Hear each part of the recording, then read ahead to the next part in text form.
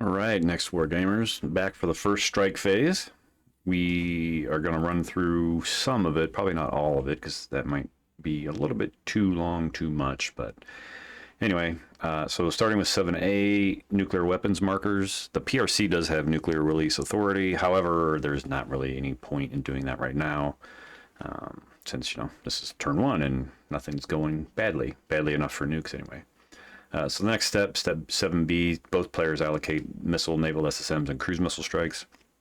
I think the ROC, is going to hold its shots for now until there are better targets, and so this will be an all PRC affair. This is a very inviting target, and obviously the PRC really wants to get rid of that thing so they can conduct some amphibious assaults. So I'm going to go ahead and mark again all these DF-2126s. And we'll see how lucky that rock sag can be this time, since last time in the pregame it survived all of those. So we will put, even though these say cruise missile, and by the way, these are available in one of the supplements. Honestly, I don't remember which one. It might have been supplement 1, these extra markers to mark cruise missile targets and ballistic missile targets. So you might want to pick some of those up for your physical games. Oops, I don't know why I put those down there. So those 4 will go in on that. Those do not count against cruise missile shots. They're controlled by the DF-2126 shots. So down here on the regular map, I'll zoom out a little bit. We still have to take care of this port. I really want that thing done.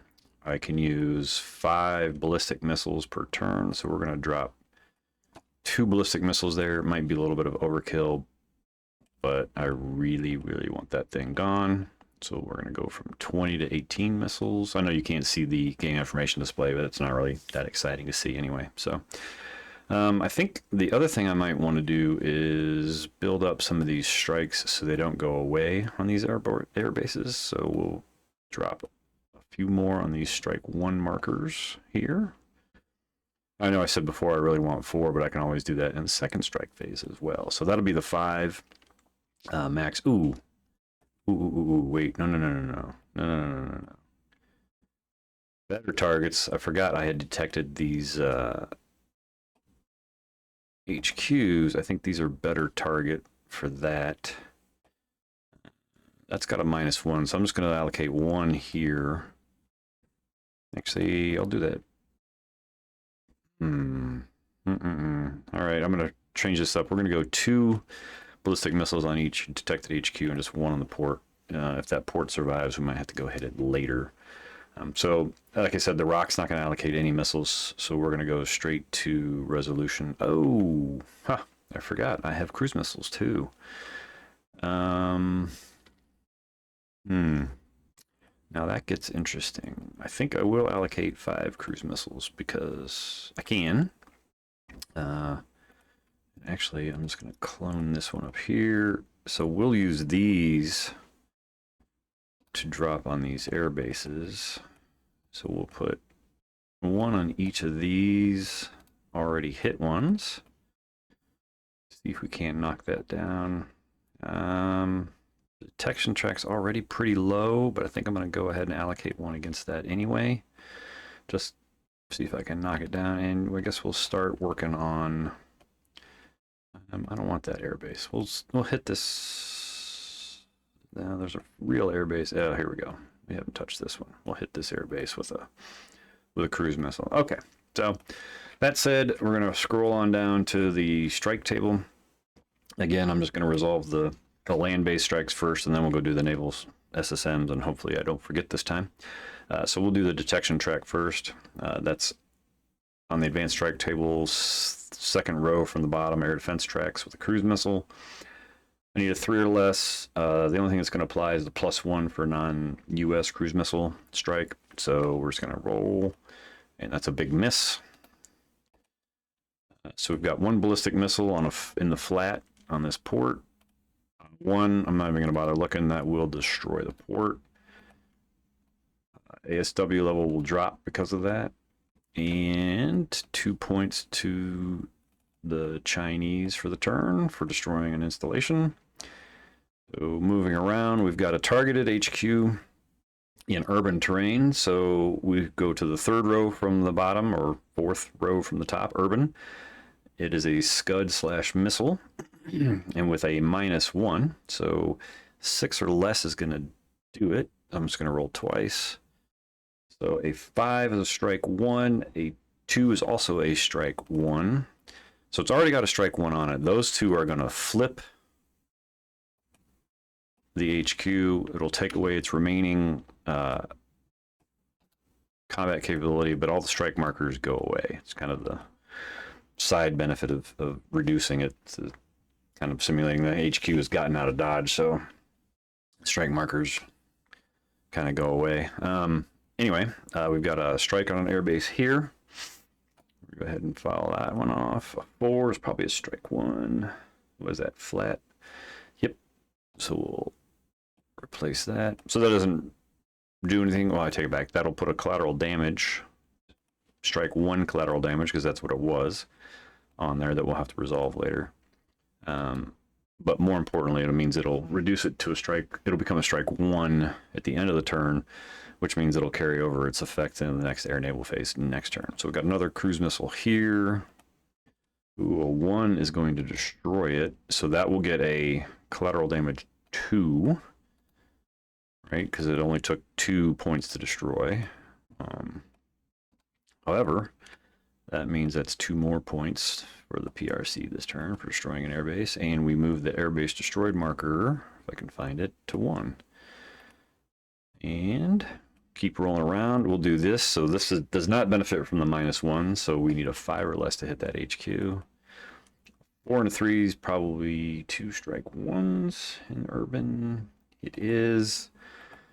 So we will put a strike 2 on this guy. But that takes up both of his missions, 2 separate strike results, right? So that HQ will be neutered for the upcoming combat, if any. We got one single cruise missile on this airbase. A 4, what is that, flat? 4 in the flat, +1 for non-US cruise missiles, a 5 in the flats, just strike 1.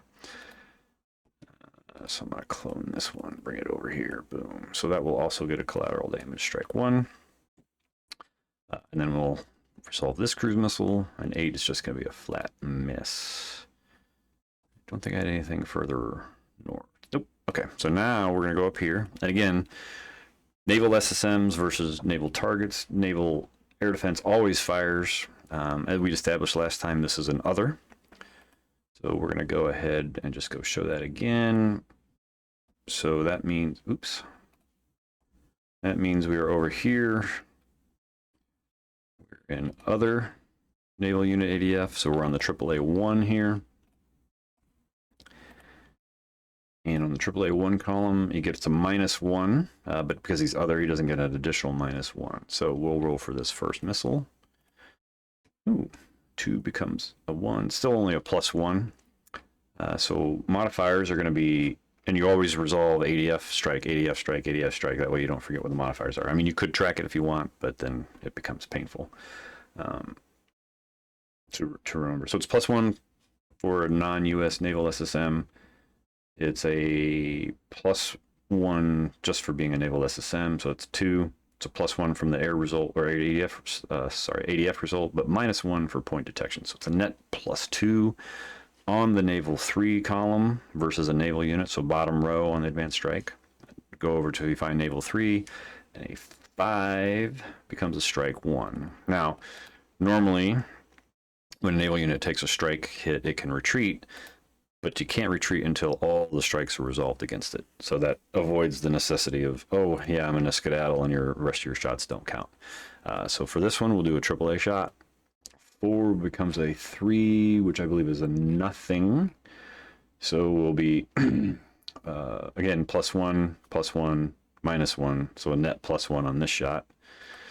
An 8 is going to miss flat out.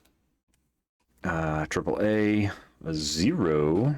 Now, had this been a AAA2, that would have aborted the missile. But in this case, it's only a +2, so we'll be a +3 on the shot. And 8 will miss again. This might be the luckiest rock sag ever. And then AAA.